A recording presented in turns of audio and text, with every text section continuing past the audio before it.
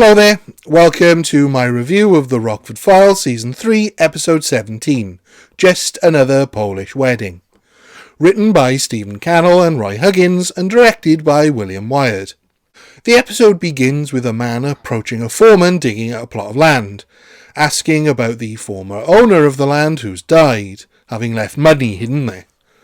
The foreman is looking to see if there was any more money buried there, while we discover the man making polite conversation was also there to look for the hidden loot.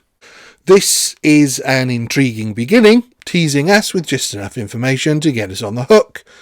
And to keep us there, we are quickly reintroduced to Isaac Hayes' Gandalf Fitch.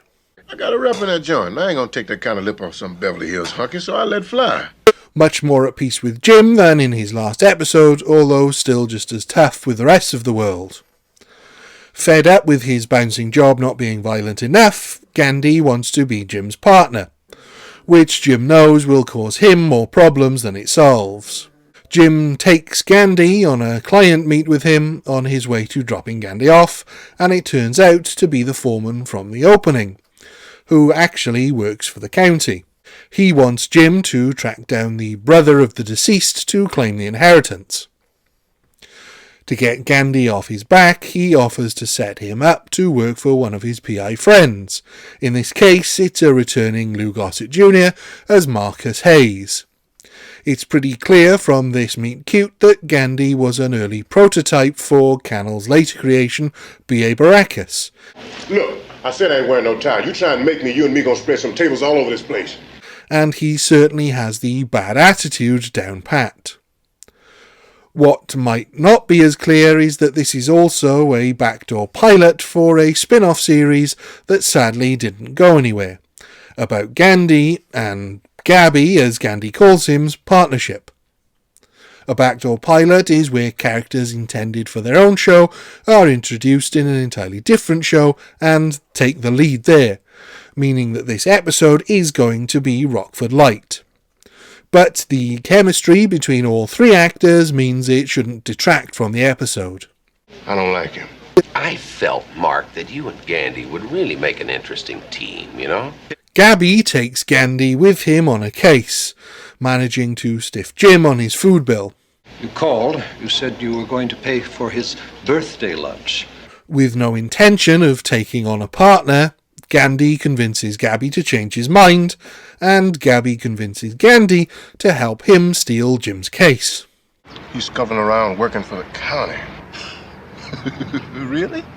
As it's the search for an heir, Gabby is convinced Jim isn't legit about working for the county for his usual fee, and thinks he's going to claim the much larger finder's fee from the heir, Frank Martin, planning to beat him to the punch and claim the money for himself. While Jim uses his smarts to track down the heir, Gabby uses his sneakiness and tries to bond with Gandhi over a shared culture that they clearly don't share. They can't hurt us soul brothers, right? Power to the people. It's really quite brilliant to have these two different black characters juxtaposed in this way, rather than reducing either to a crude stereotype.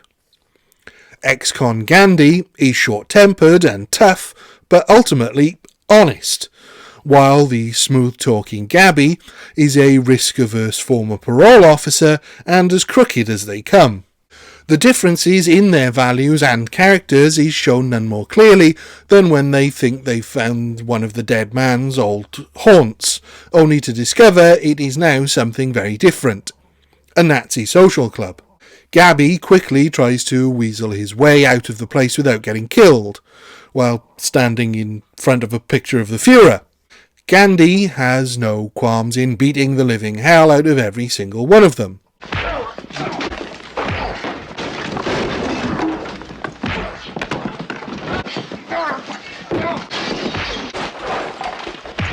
Which of course is the correct response, even encouraging Gabby to grow a spine, going so far as to give these gentlemen a lecture about the error of their ways. I got a thing or two to say to you, morons. This is a fantastic moment. Not just because we get to see some far-right extremists taken to task, physically and verbally, but because it serves as a real bonding moment between these two. It seems unlikely that they would ever get along until they are united in this common enemy, and even though it doesn't quite resolve their differences, it does bring them closer together. They do manage to find out that not only is the guy they're looking for in San Diego, but so is Jim, having beaten them there, so they head off to usurp him. Both parties track down accordion player Frank to a wedding reception he's performing at. Except Gabby has picked up a tail. The guy's also looking for the money from the beginning of the episode. Gabby and Jim separately con their way into the wedding, while Gandhi waits outside, and the mobsters that followed them plan to kill the accordion player for reasons surrounding the inheritance. When Jim and Gabby confront Frank about the inheritance, he gets scared and makes a run for it, just as the gangsters try to take him out, with Gandhi coming to the rescue. The epilogue manages to clear up exactly what's gone on in this exciting finale, with all parties arrested. We discover that the O'Herlihy brothers, now going under the names of Frank Martin and Tom Evans, deceased, had stolen the discovered money from the mob, who wanted to finish off the living brother and get their cash back. The mob never cancels anything off the books. Which is the reason the brothers had been living apart under pseudonyms for such a long period of time. Well, I had the contract and I had the guy. With no reward to show for their troubles, Gabby has had enough of an adventure with Gandhi to offer him a job. I like him. He's useful. Man, you should have seen what he did to that bar. And Jim actually might get paid by the county on this occasion. This is a fantastic episode, which is especially welcome after the lackluster previous one. Despite being a backdoor pilot that never was, we still get to see enough of Jim weaved through the episode to enjoy his part in the caper, and really only lose out seeing more of the mobsters, which I don't think would have added much to the story.